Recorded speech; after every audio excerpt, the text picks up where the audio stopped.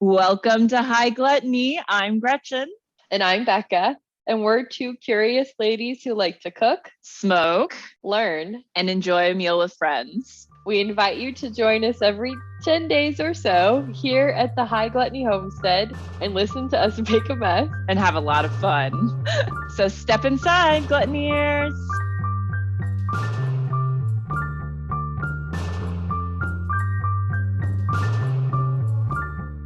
Hello, Becca. How are you today?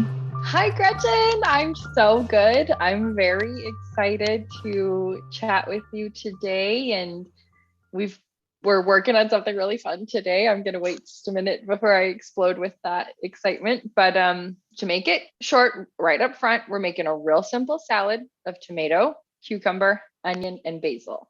So we're only gonna have a little bit of a cooking time today, if you will, and then we're doing another really fun thing. But before we get into that, Gretchen, what are you drinking over there? I am drinking my extra special basil gin and tonic. I did a nitrous infusion on the gin with some high CBD hemp flower that I got from Grow It at Home because this year I am trying to grow hemp myself. So I ordered some flower and some plants. And so everything got here. So I'm excited to start playing with it. And we were going to do our basil gin and tonic. And I thought, well, you know what? I'll throw a little CBD in there. And I'm really enjoying this basil gin and tonic. I think this is something I might have to add into the rotation. What do you think? Same. I'm so excited. We had originally had on our idea list basil mojito, which I've never had before either, which is kind of like, well, we'll have the basil, let's do that. And then both of us were just kind of like, I don't think we even really said it. We were just like, not doing that. What about this instead? So we said, what about just a gin and tonic with basil? And then of course, Gretchen fancied hers up. And I ended up putting some cucumber peels in it to just add a little bit of that cucumber taste. And then I think we both did lime, right? You did lime too? Yes. Yeah. It's great. It's really refreshing. It's that perfect late summer, everything's tomato and basil. I like your idea of adding the cucumber to it. I gotta say the hemp though is kind of overpowering the basil at the moment. So that herb is overtaking the other herb, but you can still taste the basil. So I think I'd like to try it again with just the basil maybe. You're making a battle of the herbs in your drink. The battle of the herbs. And what are you smoking today? I'm using a pipe today, and I am smoking on some Bond Road Kush, and it's got limonene, caryophyllene, and myrcene. I think it has just a little bit of CBD. Obviously, I would want a little bit more, but mostly this is a 25% THC. I'm feeling good. I like that limonene. I'm kind of it's making me feel a little bit like body relaxed, but I'm kind of energized. So I think it's perfect for what we're doing today. Mm-hmm. It sounds like our strains are relatively similar. My cherry punch sativa, which I've cut with some of that high CBD hemp because we like it when Gretchen stays focused and on task. I'm loving cutting all of my weed just a little bit with that hemp and bringing that CBD balance into it. But I also have a terpene profile of limonene, caryophyllene, and myrcene. So we are twinsies today on that. I love that. Yes, please. This is gonna be good. It's good when we start off like this, like real in sync already. Mm-hmm. We are. Mm-hmm. Yeah. Today we're doing it. So we're doing it. I will tell you finally, after all of this built up suspense, what doing it is for us today. What doing it is. Prepare yourself. So, settle in. We are doing something a little different. I've called it's a little chef questy, but it's not a total chef quest. It's kind of a hybrid quest. But we've been wanting to do a cookbook read through for a while now. And we've kind of struggled with what that format would look like. Should we do it just for Patreon? Is it just one of us reading through a whole cookbook to help you fall asleep or something? Or are we talking about it together? Where was the time going to come from? We already don't have time. So we ultimately decided we both really love Marcella Hazan. And if you don't know who that is, go listen to our ravioli episode right now. Get yourself caught up on some of her amazingness and then come back. But her recipes and her sort of general approach to cooking spoke to both of us. And immediately after making that recipe together, Gretchen just kind of dove in and started getting her cookbooks. So we eventually both ended up with Marcella's Italian Kitchen cookbook. And we are going to read through it together. This will be Gretchen's read through it a little bit. I haven't. So we're going to get to explore it together. We're going to get to explore it with you, our glutoneers. And we're going to read the intro. We're going to jump right into salads because, sorry, we are Americans over here. I'm so sorry, Marcella, but we don't do our salads later. We do them earlier. And then we're going to make that really awesome, super simple red onion, cucumber, fresh tomato, basil salad. And then for once, we're going to kind of enjoy a dish together and then read through some more of the salad recipes, probably just until our throats give out or we're too tired to keep going. We did talk a little bit about Marcella on that ravioli recipe, but we've since then had a little bit more information come to us or sought out a little bit more information, I guess, if you will. And so I'm going to share a little bit about some new stuff we've learned about her, a little refresher of what we already know about her, but set the stage for who Marcella Hazan is. Also, I think we were saying her name wrong in that ravioli episode. So oops, we got it right now. So she was born in 1924 in the town of Cesenatico, in Emilia Romagna. So like Gretchen's favorite region of Italy. Mm-hmm. Yeah, the best and one. The best one. Her family did move to Egypt, to the city of Alexandria. Her mother was Italian, but born in Lebanon and wanted to kind of be back closer to that area. So they were living in Egypt. And Marcella broke her arm. She broke her right arm.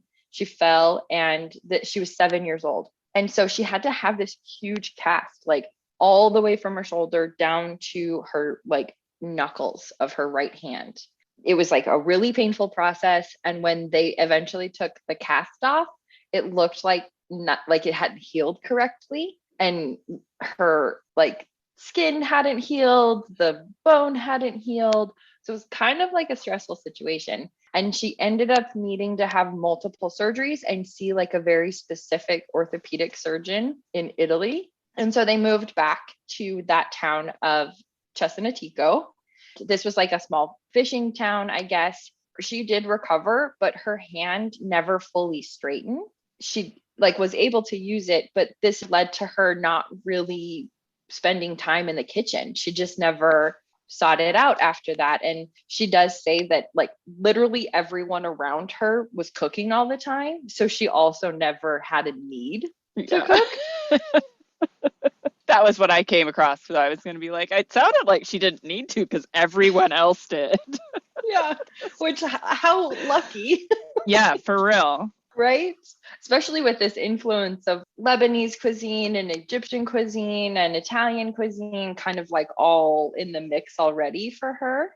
During the war, I'm not sure which war that would be. I'm so sorry. I'm not good at history. But during one of the wars, she would prepare like gruel from water, polenta flour, mulberry leaves, and I guess that's it. And they would use this to fatten up the pigs. And that was kind of like the extent of what she really had spent her time cooking on. And she eventually decided to study biology instead. And she wanted to become a teacher, which she actually ended up doing for a while. So she's not cooking. She's into the sciences. She's like studying. She's focused on not food. And then she meets Victor Hazan, who she ends up marrying. And he's like the exact opposite. He's obsessed with food. He talks about food all the time. He just wants to constantly be cooking. And here she's like, I don't even know how to talk to you about food. And so his energy, though, I think kind of like sparks her interest. And they eventually move to New York. She's home alone. And it's the first time there's no one else to cook for her. And she's also simultaneously missing being in Italy and being with family and having that access to all these amazing ingredients and just Italian cooking in general. And so she decides to start cooking. She's going to teach herself. And throughout kind of like a process of her studying Italian cooking and cookbooks, she kind of felt like something was missing from that. And it wasn't quite exactly her experience of Italian food that was in these cookbooks that existed to date. And so she wanted to just kind of learn more about cooking in general, though. And at the time, they're in New York, and the only kind of cooking class she could find that was available in the moment was a Chinese cooking class. And so she takes that class. She's like, sure, I'll learn this. This sounds great too. And the teacher has to leave shortly after, but she'd been doing really well in the class. And the students ended up just like getting to know her and learning that she loved Italian food and wanted to make Italian food. So they just asked her to start teaching them how to make Italian food. And then she like eventually gets on the radar of a New York Times writer, and he interviews her. And it's kind of like from there, she's just able to write the books that she wants and focus on the things that she wants and just change America, basically. It said that she was kind of the person to bring, we mentioned this before, and I think this is one of the reasons Gretchen like really gravitated to her, but she's really responsible for bringing such a prominent use of balsamic vinegar to like the American table. And like Parmesan cheese previous to that, I don't think was used in the same freshness or capacity that she started using it. So she really has like a ton of influences, and obviously we'll go into that. But a lot of the things that we kind of think about as staples, like a lemon roasted chicken or balsamic vinegar or Parmesan, we kind of know here in America because of her. She's pretty cool. This is like one of the reasons we're both so excited. And I wanted to read, though, this quote because she said when she first got to America, she's kind of like taken aback by the food here and some of the culinary practices. Shocking. Absolutely shocking. So you don't say. So she said, oh, and this information comes from Wikipedia, the cookbooks we're using, and then a New Yorker article about Marcella. But it says, during her first days in America, Victor took Marcella to a cafe. Though he was a man with a sophisticated palate, he also knew how to enjoy America's simple gustatory pleasures. He had grown up in New York. He was Italian too, but he grew up in New York. So he's like, I know New York food. But she said when he poured ketchup over hamburger meat, she was appalled. She could not comprehend the American impulse to pollute a dish with such sweet sludge. I love ketchup. I'm not taking this personally, but that's so funny. I do love this anecdote for so many reasons. It just sets the stage for how she cooks and what is important to her with cooking. And it's enhancing and not like diluting. Yes. But she also said American supermarkets likewise flummoxed her with their produce and meats suffocating in plastic. The poor tomatoes were subjected to chemical malpractice, gassed, transported over a long distance, then hastened back to life like zombies. To Marcella's shock, some foods were even frozen. In reading the book, she does come around a bit to the frozen foods. I'm sorry, was that the end? Was that the that end? That was it, yeah. No, okay, I was like, I thought that was the end, but I also got to enjoy that twice because Becca did read that to me before we started, and I completely forgot half of that anecdote by the time she wrote it to me now. So funny. There is one other real quick thing I did want to say. There's a good interview with her son, who is also a phenomenal chef and cookbook author, and we used his ravioli recipe in that ravioli episode. But he said when he was going to school, his mom would make him like meatballs and like rice and put it in a thermos. And he was the only kid who didn't have like a peanut butter and jelly sandwich or a tuna fish sandwich or something, but instead he'd like pour out this like gourmet Italian dinner like out of a thermos. And at first, I guess the kids would make fun of him, but then they'd start to taste it, and then everybody would just want to eat his lunch. You're like, oh yeah, sandwiches kind of suck sometimes. There are better This is food. really boring compared to your like veal cutlet Parmesan sandwich over there. That makes sense. I'm so jealous. I'm so insanely jealous of his lunches. Or to be his friends in that time. Like later when she's written all of her cookbooks and everything, to reflect back that you got to eat her lunch every day. All right, so that hopefully sets the stage a bit for how awesome she is. We don't want to spend too much time on this, trying not to, just blabber on forever, but I think she's super cool. I know Gretchen does too, and I'm really excited to hear about this cookbook. So Gretchen's going to read the intro to us. And do you know when this cookbook was written? Not exactly. The foreword in this book, the what this book is about section, is dated 1985.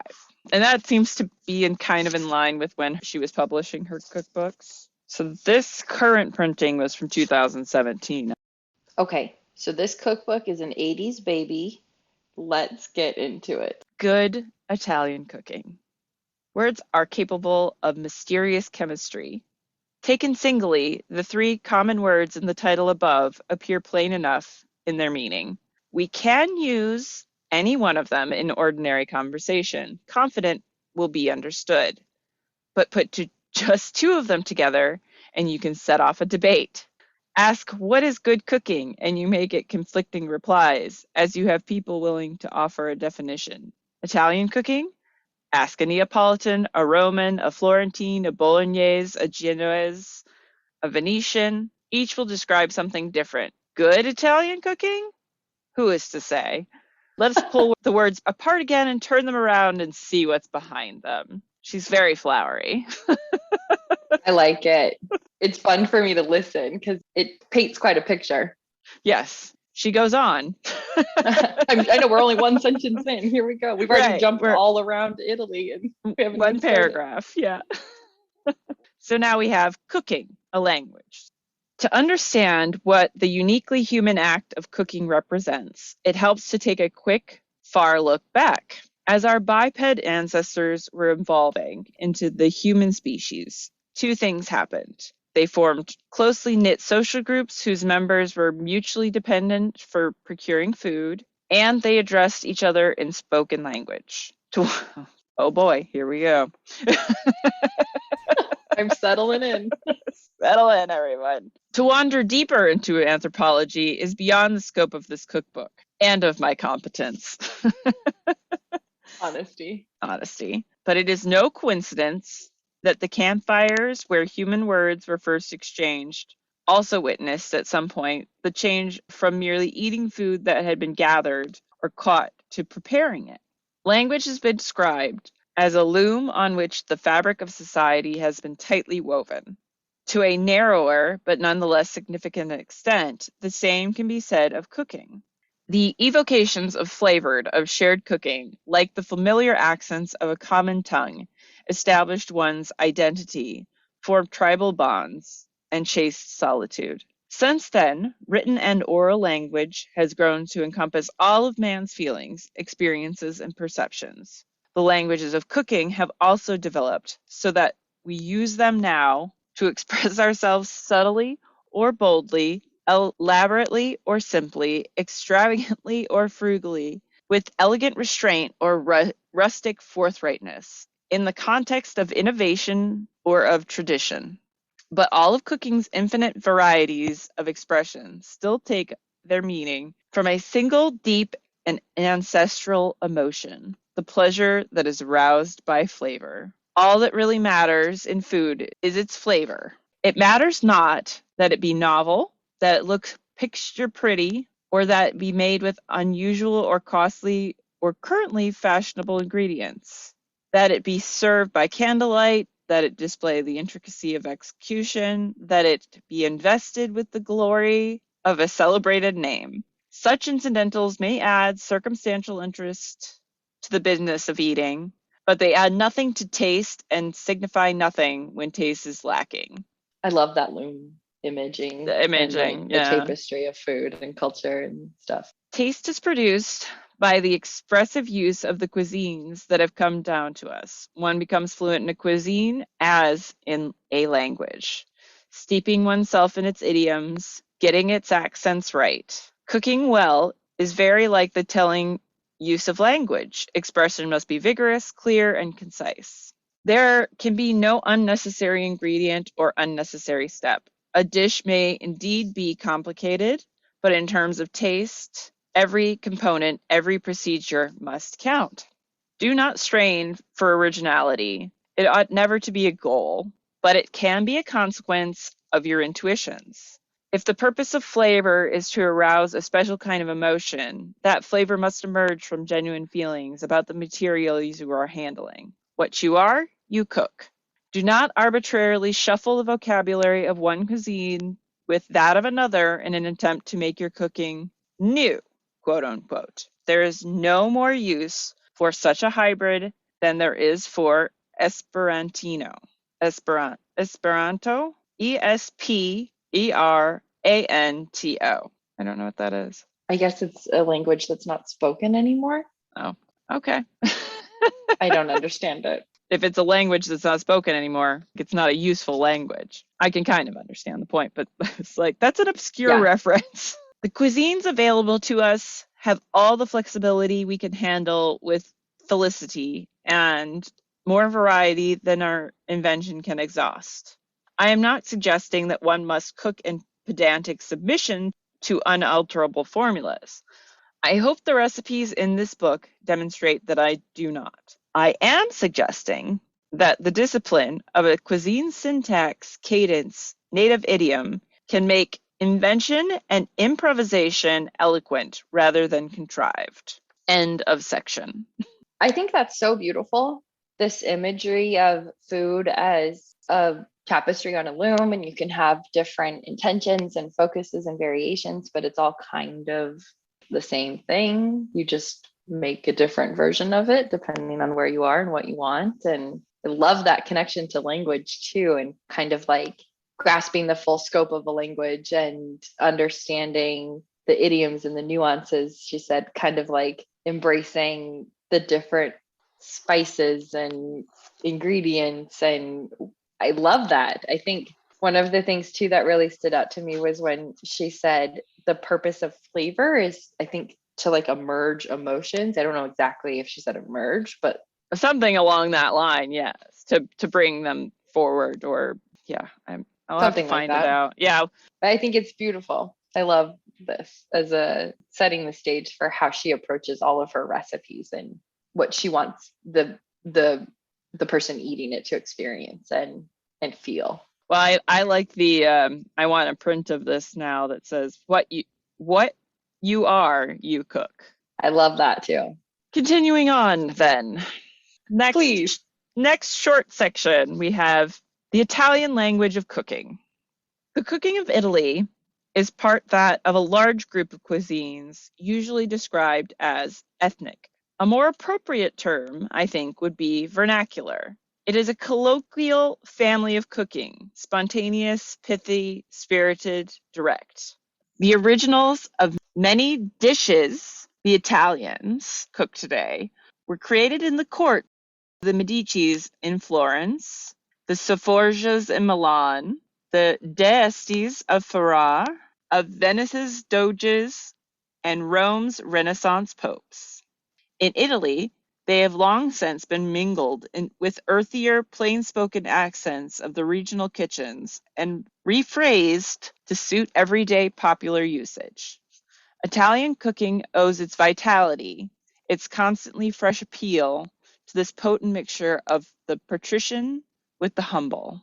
Because it is straightforward, Italian cooking appears simple and invites one to take many liberties. But if one does not pay close attention to its idiomatic flavors, The rendition can easily slip into parody. I have tried to collect and develop only such recipes that clearly enunciate those flavors in the hope that cooking from this book may lead to convincingly Italian expressions of taste. I love that bit. I love that too. I love that she says like the ongoing popularity of Italian cooking is because it has this like really great mix of patrician and humble. Mm-hmm. It's such a way to imagine like mixing of cultures and classes and stuff into food. I read this last night, probably for like the third time, and that really hadn't sunk in on prior readings of like pointing out that it probably started with the aristocracy, but then it would, it always does. It's like it starts up here and then it just proliferates out throughout culture. So this is like the common practice. Yeah, and all that regional influence, keeping everything like same but just different enough that you can trace it back to real uniqueness. Yeah, and part of Italy is that it is so mountainous. It's not easy to get from one part like to the other. I mean, it's a lot easier now, obviously, but it's a hilly ass country. So things did kind of like it took a while for them to spread. And so you do see like these like little pockets like where there's this thing that's popular and then you go to this other pocket and like, this is popular here. And so it's really fascinating that I don't think I'm being very clear right now, but I'm thinking nice things. I'm having a good time. I love it. No, I totally understand what you're saying. It makes it all feel very special to each location. Exactly. She brings all that together really beautifully. Like it's the regional influences of Italy that like really kept it very simple and rustic. When I went to Italy, there were definitely nice restaurants that I went to, but it's all very like simple ingredient kind of cooking. I don't know if I was kind of expecting once I got there that it wouldn't be like that. So it still took me a little bit by surprise. It says a lot about Italian cooking in particular, that like that specific weaving together of ideas. Yeah, she said it beautifully or wrote it beautifully. And I love just generally, I love thinking about cooking as a language. Food is language, and you make, like you said, you cook what you are. And so you cook what you speak. And that is, I love that. It's great. I mean, it really speaks to the recipe that we're making today because it sounds so simple, but it also sounds so delicious and it has a kind of intriguing twist on it that even when we were picking it, we didn't realize was part of that salad recipe. Yeah. Can I read you what she has as a little bit of an intro into that salad that we're going to make? Yes, please. Okay. So again, this is I'm not probably going to say this in Italian, right? But it's the insalata di pomodori, cetrioli, cipolla or cipolla e basilico. Tomato, cucumber, onion, and basil salad. The salad tomatoes we use in northern Italy are usually underripe, even partly green, a practice that shocks most visitors from America. I've never known anyone, however, to have suffered from eating them. The reason we choose tomatoes that are not fully ripened is that we prize their firmness and slightly tart, sprightly taste. On the other hand, in central and southern Italy, from Tuscany to Sicily, it is the tender, sweet, well-ripened tomato, the kind Northerners would be more likely to use for sauce, that is preferred for salads. Whether you do it in the Northern way or not, tomato, cucumber, onion, and basil are the components of the fundamental Italian salad to which one assigns the traditional palate cleansing role toward the close of the meal. In this salad, and whenever else it is used raw, onion is soaked in several changes of cold water to sweeten it. Okay, so it's 1 cup Bermuda onion cut into very thin slices, which we have already done. 1 pound of slightly underripe firm tomatoes. I couldn't really find underripe. Mine are just kind of juicy. Mine are underripe because you know what I thought to myself when I read that instruction? I was like, finally, a use for grocery store tomatoes. 6 or 7 fresh basil leaves, 1/4 yellow bell pepper, optional. I'm not doing it, but Gretchen is. 1/3 cup extra virgin olive oil, salt, black pepper, optional, and 2 tablespoons red wine vinegar. I'm not sure if you missed cucumber because we started talking about tomato, and I'm not sure if you actually said that there's 1 cucumber. So I'm I think saying I it did miss it. now. Yeah, one Okay. cucumber. Thank you so much. Okay. Good catch. I was like, did she say it? Did she not say it? You can't trust I me. did. I'm high. I don't know. No, I jumped right to basil. I like that underripe tomato usage because it's always, well, this year I finally broke down and did not buy any tomato plants. I do have one volunteer out front, but I did not buy any tomato plants because I was like, I'm done. I'm done with tomatoes. I'm not even going to try. So I was like, shit, where am I going to get underripe tomatoes? It's like the grocery stores. My Go family for it. used to do fried green tomatoes. My mom did. Oh, no, that makes sense. You're Mhm. sort of that southerny, midwestern, southern midwestern sort of Cusp. folk. Yeah. Yeah. Yeah. Yeah, exactly. But yes, could you please tell me what our steps are going to be? Yes, I will. Step number 1. Put the sliced onion in a bowl with cold water to cover. Squeeze the onion gently in your hand, but do not crush it, forcing some of its sharp acid out into the water. Let soak for 7 to 8 minutes. Drain and refill the bowl with fresh water and put the onion back into the bowl. Repeat the operation until the onion has soaked for about 30 minutes and at least 4 changes of water. Drain the onion, drying it in a salad spinner or blotting it with paper towels. Then put it into a salad bowl. All right. Step 2. Wash the tomatoes. Skin them with a peeler. Cut into 1/4 inch thick wedges. Remove any seeds embedded in runny or gelatinous pulp and add the tomato to the bowl. Step 3. Wash and peel the cucumber. Trim off both ends. And cut it into very thin rounds and add it to the bowl. Wash the basil in cold running water. Shake it as dry as you can. Tear into small bits. Add it to the bowl. All going in the bowl. Step 5. Remove the core and seeds from the optional 1/4 yellow pepper. Skin the pepper with a peeler as described on page 21. Oh, I did not refer to page 21. I just peeled it with my soft skin peeler, so there's that. Cut it into very thin strips and add it to the bowl. Step 6. Dress the salad only when ready to serve it. Add the oil, salt, optional grindings of pepper, and vinegar in that order to the bowl. Toss repeatedly to season all the ingredients uniformly. Taste and correct for oil, salt, pepper, and vinegar. Serve it once with good crusty bread on the side.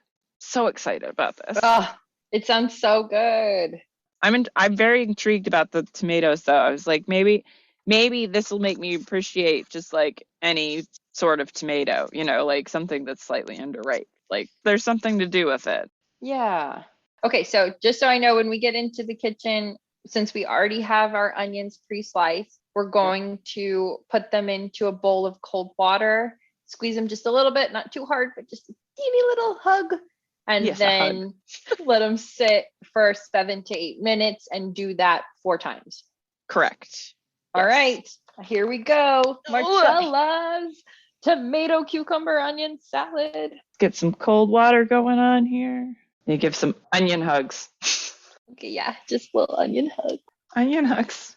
Onion hugs. So I'm very interested in how I'm going to feel about this salad because, as you know, I don't really like onion, and red is a little sweeter naturally, right? So that one I can usually handle a little bit better. But like, I never eat raw onion. I'm intrigued because I've never done this before. So this is a whole new thing for me as well. So that soaks for 7 to 8 minutes. We'll drain it, refill it. Do we hug it again each time? I don't think so. I think because it was only specific on that. She just said to repeat, but I'll read it one more time to see if I need to interpret it differently. Okay. I'm going to start thinly slicing my cucumber while you are looking at that. How big are you cutting these thinly sliced cucumbers?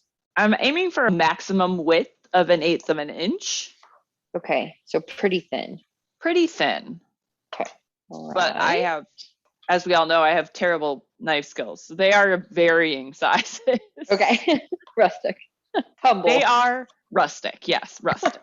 It's interesting to me that we leave the seeds in the cucumbers and not the tomatoes. I always take the seeds out of the fresh tomatoes when I'm using them. So I liked that she included that. And but the cucumber seeds stay. Yeah, I think it depends on the cucumber. It depends on the person as well. But sure, it's probably enough yellow pepper since I'm just making a big ass salad for myself right now. I found some beautifully underripe heirlooms at the store this morning. So Mm. The tomatoes are cut into quarters? 1/4 inch slices.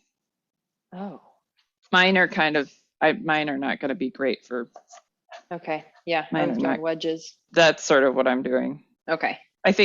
I'm sorry. I think you're right. It's supposed to be wedges, Oh, okay. Okay. but mine are not really well wedgeable. So you have strippy wedges. I have some weird ass wedges. Yeah. Taking the seeds out of this first quartered little guy. Yeah, it's weird to stand in the supermarket squeezing tomatoes to make sure they're underripe. Uh-huh. Fully ripe. Yeah. And I'm Did you put that back because it's not ripe yet? Can I have it?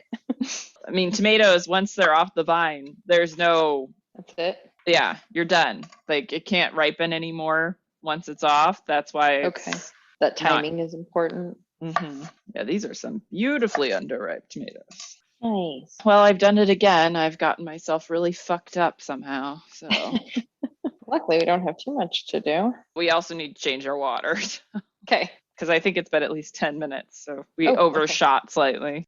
And we did learn that you have to give them a little hug after each water change.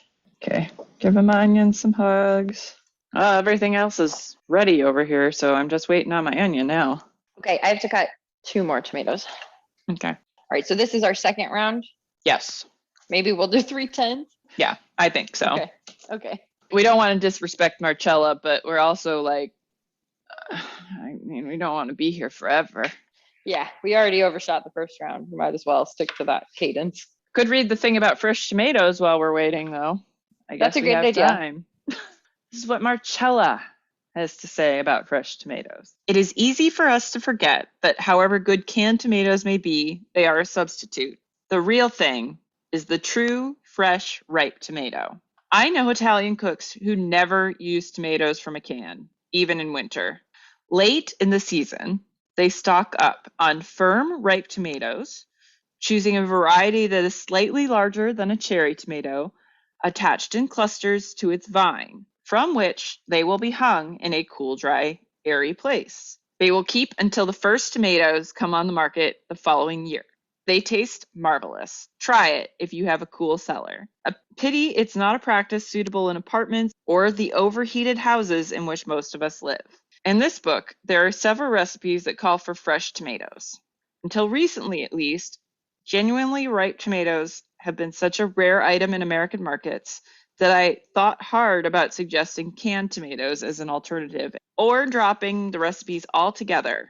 In the end, I decided to keep them as they are. I rejected the canned tomato alternative because it would have failed to deliver the vital fresh taste required by the dish. However infrequently good tomatoes turn up, they do appear in their season. I know, because I have cooked with them in America. Therefore, on the understanding that only fully ripened seasonal tomatoes are used, the recipes to me seemed worth proposing. When the season reaches its peak, it is desirable to buy fresh tomatoes in quantity and freeze their puree for use in colder months. They will taste sweeter than the best canned tomatoes. Yum. I'm going to do another dump on the onions. Last round of hugs for our Last round of hugs for our onions. Okay. I'm going to taste one right now. Okay. Yeah, what do you think? I see what she's saying. A little sweeter? This piece was a little bit thicker. So it had like a part in the middle that was not quite as soaked. So that was quite sharp, but the outside definitely was much softer, sweeter. Yeah. Cool. So, okay. All right. So we've just finished off our final rinse on those onions, and we've added them to a bowl that we're going to mix our salad in. And now we're going to add the tomatoes, cucumbers, optional pepper, and basil into the same bowl. And then we're going to dress it. Awesome. You've already sampled the onion. I did. Yeah. Yeah. But I haven't tried it now that it's had 3.1 rinses. So let me try it again. Okay. It's a thinner piece, so it doesn't have as much of like a core, but yeah, like it really tones down that acid from the onion. Cool. Will be a little more bite on that end. I wonder what doing like 5 or 6 changes of water would do to it. Just make it even more mild. Yeah, I could go for an hour if that means right. all that acid's gone from the onion. But then she's pretty particular about the order of the dressing, right? Right. Of course, I'm now trying to interpret if it needs to be like you add the oil and you mix it, but I think it's just add the oil, add the salt, add the pepper, add the vinegar, then mix. Okay. So we're going to do oil first. Yep. Okay. And drizzling that over. That is a lot of oil. I know. Can't imagine I'm going to need more than that. Next, we are on to salt. And where did my pepper run off to? Oh, there it is. And vinegar. I did not measure my vinegar, by the way, because I have a feeling that I didn't need to. We are tasting to taste. We're adjusting to our own personal taste, is what I keep trying to say, and the words will not come out of my mouth. Now I'm mixing that all together, and I think that's it. Oh my gosh. Serve at once with good crusty bread. Come here, crusty bread. We will have you. Actually, I'm going to put my slab of bread down sort of half in the bowl already so I can toss the salad on top of it a little bit. I'm doing a little more salt, a little more vinegar, maybe even pepper, maybe all of it. No, probably not more oil. Yeah, I think I just need a hair more vinegar, a little sprinkle of salt. But this is awesome already. Mm-hmm. I like the color. Mm-hmm. It's a very vibrant salad. Yeah. I think I may have an appreciation for what she's saying about the underripe tomatoes. You're getting that little tartness? Yeah, absolutely. I think that's why I keep adding a little bit more vinegar, because the tomatoes are pretty ripe for me. But I took a bite of the onion and I really liked it. Oh, man. I mean, I just took like a big scoop of the onion. There's like a little clump of onions and put it in my mouth. And you just have that really nice oniony flavor without a huge pop of like that onion spice. I'm on board. I'm on board with this. Me too. Oh, my oven for my crusty bread is ready. Yum. I love it. I think we originally said we were going to eat this together and then read some more salad recipes, but are you tired? I definitely think that I just really want to eat this salad right now. I don't want to read any more shit. So so maybe this is where we call it a day. I think you all have had enough of us by now. And we're not done with Marcella. So in this right now, we're just going to keep going with the cookbook. And next time we're jumping into appetizers and reading some fun things about cocktails. And it's going to be great. Hazan, Marcella. Hazan, Marcella. We are stans. We love you. Gretchen will have every cookbook, I think, of hers by the end of the year. Yeah, for sure. Absolutely happening. So stay tuned for more of our Marcella month, as we're calling it. And you'll find our recipes and resources and thoughts. And that's all going to be on hightgluttony.com. And you can come find us on Facebook and Instagram. You want to see some pictures every once in a while. Sometimes we post them. Well, this was fun. Let your cooking be your language of flavor, or something like that. Something like that. That sounds pretty good too. Off we go. Off we go.